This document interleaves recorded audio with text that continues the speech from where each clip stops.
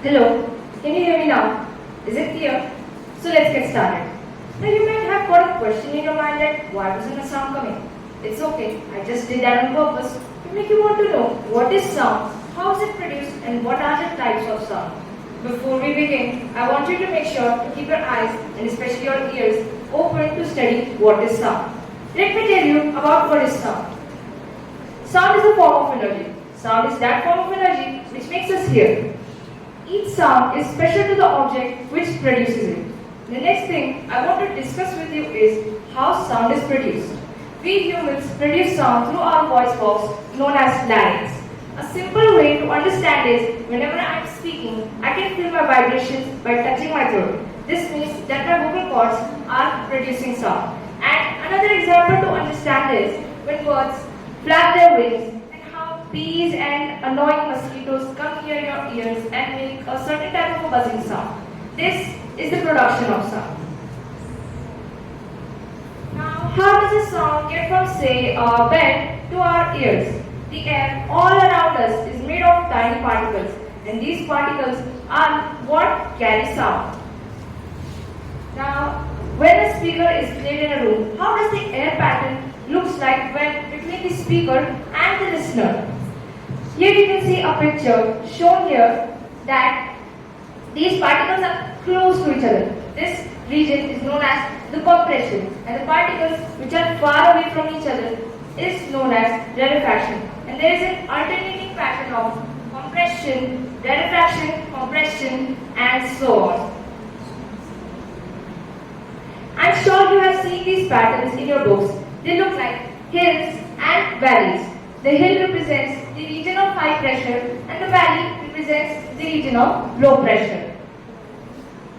Here is an experiment shown. There is a tuning fork, and this tuning fork has two parts known as its prongs. Whenever I hit a tuning fork on any certain object, it starts to produce vibrations and it makes a certain air pattern of compression, which is known as the high pressure, and rarefaction, which is the low pressure.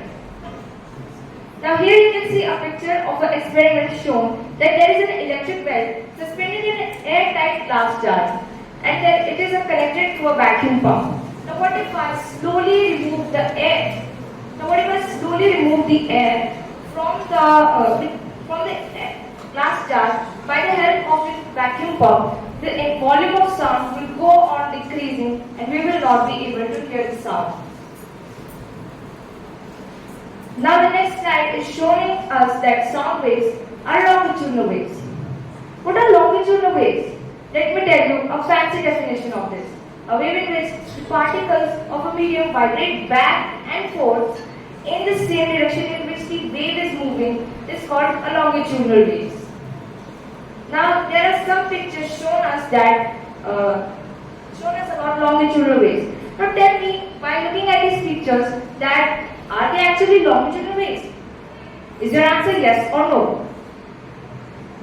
Yes, they are longitudinal waves because they are vibrating in the direction of the propagation of sound.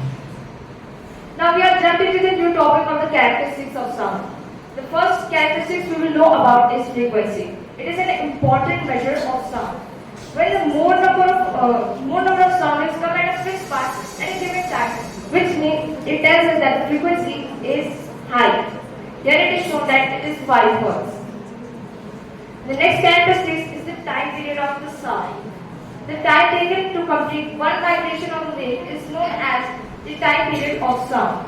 Now the next is the amplitude of sound. Amplitude depends upon the force with which an object is made to vibrate. Here you can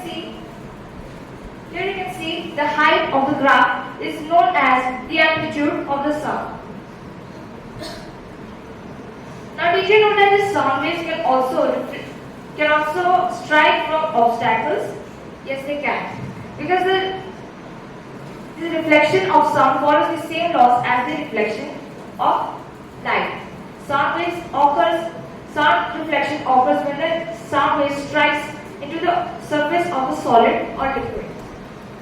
Now imagine yourself you are somewhere in a mountain or a hill and you shout. Tell me what will you hear? The repeating sound of your voice. These are known as echoes. An echo is the repeating of the original sound. Now, what are the range of hearing of a human being or any animal? The sound frequencies which are below the 20 Hz are known as infrasonic sounds. We humans and other living organisms can hear this sound at the infrasonic range. Animals like whales, elephants can produce the sound at an infrasonic range. And sound waves which are higher than 20,000 Hz is known as the ultrasonic sound. Small babies like they are under the age of 5 and some animals like dogs, bats can hear this sound at an ultrasonic range. I would like to end up my presentation over here. Thank you.